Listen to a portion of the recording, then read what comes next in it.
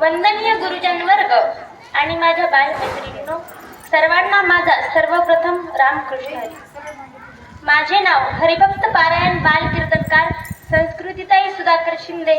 आता तुम्हाला प्रश्न पडला असेल की मी रामकृष्ण हरी का म्हणाले, कारण गेल्या 3 वर्षापासून मी आळंदीमध्ये आध्यात्मिक शिक्षण घेत होते. पण यावर्षी 10वीचं वर्ष असल्या कारणाने मी तुमच्या शाळेमध्ये प्रवेश घेण्याकरता आले.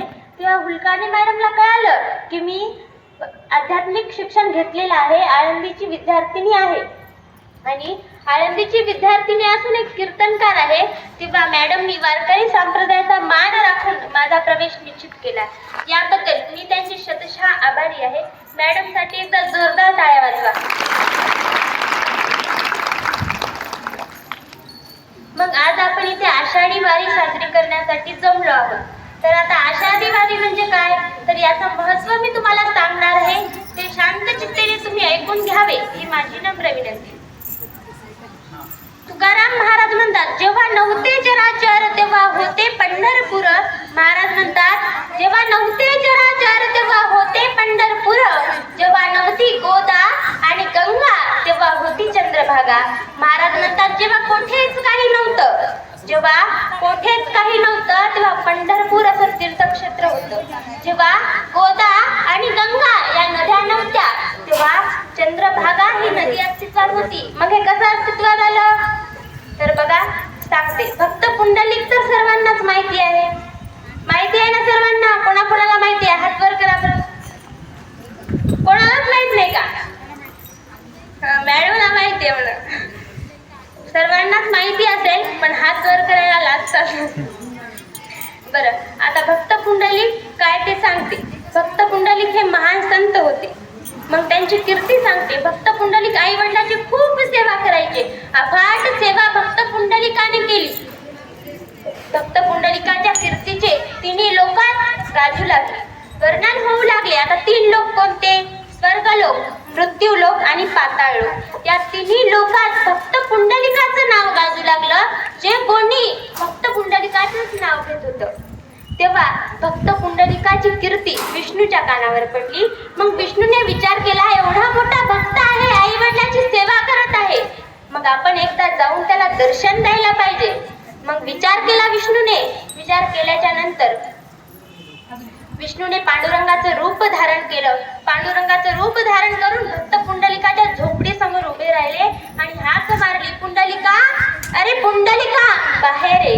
हाक मारल्याच्या नंतर पुंडलिकाने विचारलं, कोण तू, कोण आहेस तू? विचारल्याच्या नंतर भगवंताने उत्तर दिलं, अखिल कोट रुक्मिणी प्राण संजीवन जगदाधार भगवान परमात्म्या म्याच आहे. म्या बोलविल्या वेदू बोले, म्या चालविल्या सूर्य चाले, म्या हालविल्या पान हाले जगाते सरसा. मी कोण आहे? मी पांडुरंग परमात्मा आहे. मी जर ठरवलं तर सूर्य देखील चालतो, मी जर ठरवलं तर वेद देखील बोलतो. झाडाचे पान माझ्या सत्तेनुसार ठरते. तसा निर्गुण निराकार पांडुरंग परमात्मा मी आहे आणि मी तुझ्यावर प्रसन्न आहे. मी तुला दर्शन द्यायला आलेलो आहो, बाहेर ये. तेव्हा पुंडलिकानं काय उत्तर द्यावं? पुंडलिकानं तर धावत पळत जायला पाहिजे ना. नाही, पण पुंडलिकानं असं केलं नाही. पुंडलिकानं उत्तर दिलं, मी माझ्या आई वडिलांची सेवा करत आहे. काय? मी माझ्या आई वडिलांची सेवा करत आहे, तोपर्यंत तू तिथेच थांब. पुंडलिकाने एक वीट घेतली, बाहेर फेकली आणि म्हणाले, पांडुरंगा देवा तू इथं थांब. मग पांडुरंग त्या विटेवर विराजमान झाले आणि युगे 28 झाले. पांडुरंग तिथेच उभे. युगे 28 विटेवर उभा, वामांगी रखुमाई जिथे दिव्य शोभा. पांडुरंग तिथेच आहेत. मग पांडुरंगाची पहिली वारी महादेवाने केली. महादेवाने पहिली वारी केली. मग पांडुरंगाने विचार केला, एवढे वारकरी माझ्या वारी करता आलेले आहेत, एवढे वारकरी माझ्या वारी करता दरवर्षी येते, मग त्यांना काहीतरी मोबदला मिळाला पाहिजे. मग पांडुरंगाने चंद्रभागा नदी निर्माण केली आणि जो कोणी चंद्रभागेत स्नान करतो त्याला मोबदला म्हणून पुण्य मिळतं, पुण्य त्याच्या पदरी पडतं. आता चंद्रभागा अस्तित्वात आली. म्हणजे चंद्रभागा पांडुरंगाने निर्माण केली आणि पंढरपूर सुद्धा अस्तित्वात आलं. मग आता एकादशी कशी काय निर्माण झाली, तर बघा सांगते. कारण आता तुम्हाला वारी सांगायची आहे तर पंढरपूर अस्तित्वात आणणं गरजेचं आहे ना. मग पंढरपूर आता अस्तित्वात आता कशी अस्तित्वात कशी आली सांगते बघा. कुश नावाचा राक्षस होता. त्या राक्षसाचा विष्णूने वध केला. वध केल्याच्या नंतर कुश नावाच्या राक्षसाचा भाऊ होता. त्याला अत्यंत राग आला आणि रागाच्या भरात त्याने महादेवाची तपश्चर्या केली. खूप तपश्चर्या केली. महादेव प्रसन्न झाले. आता महादेव म्हणजे भोलेनाथ, पटकन प्रसन्न होतात म्हणून त्याने महादेवाची प्रतिज्ञा केली, तपश्चर्या केली. मग तपश्चर्या केल्याच्या नंतर महादेव प्रसन्न झाले आणि महादेव म्हणाले, बोल भक्ता, सांग, मी तुझ्यावर प्रसन्न आहे. तेव्हा त्या राक्षसाने वर मागितला की देवा, मला काहीच नको, मला फक्त एक वर दे. कोणता वर दे? मला या सृष्टीमधल्या कोणत्याच पुरुषापासून मृत्यू नको. हा वर मागितला, भोलेनाथाने देऊन दिला.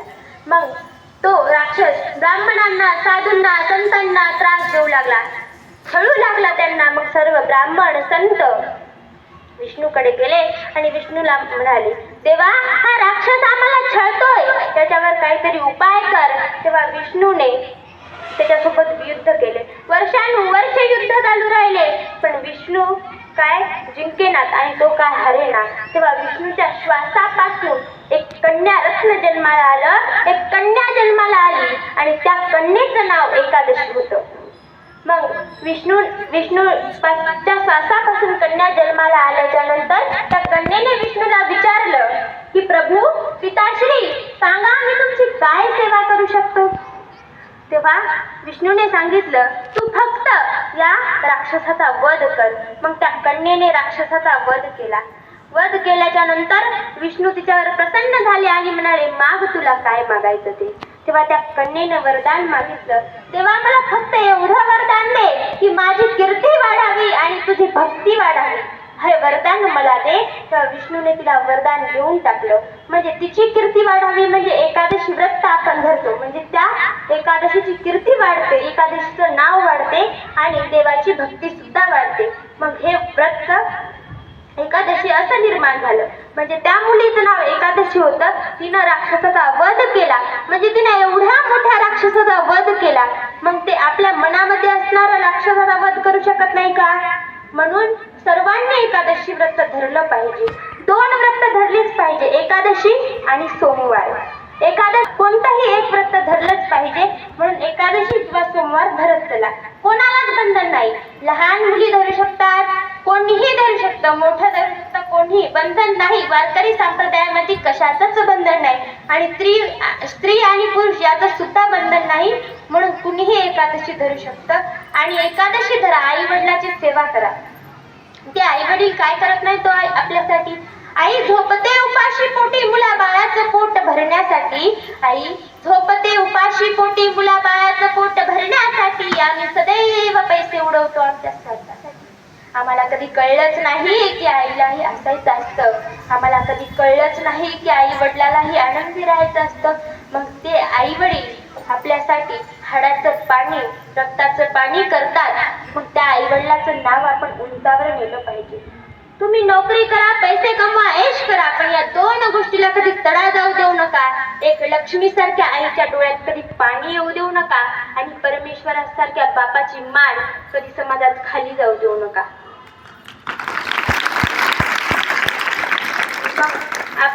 आपल्या आई वडिलांनी आपल्याला स्वातंत्र्य दिलं म्हणून बिघडू नका, कारण त्या आई वडिलांनी आपल्याला स्वातंत्र्य दिलेलं आहे. आपल्या संस्कृतीला आणि संस्काराला जे शोभेल तसंच वागा. कारण लोक आई वडिलांना नाव ठेवतात, मुलांना नाही. म्हणून चांगलं वागा, चांगलं शिका. एवढं बोलून मी माझे 2 शब्द संपवते. रामकृष्ण हरी. खूपच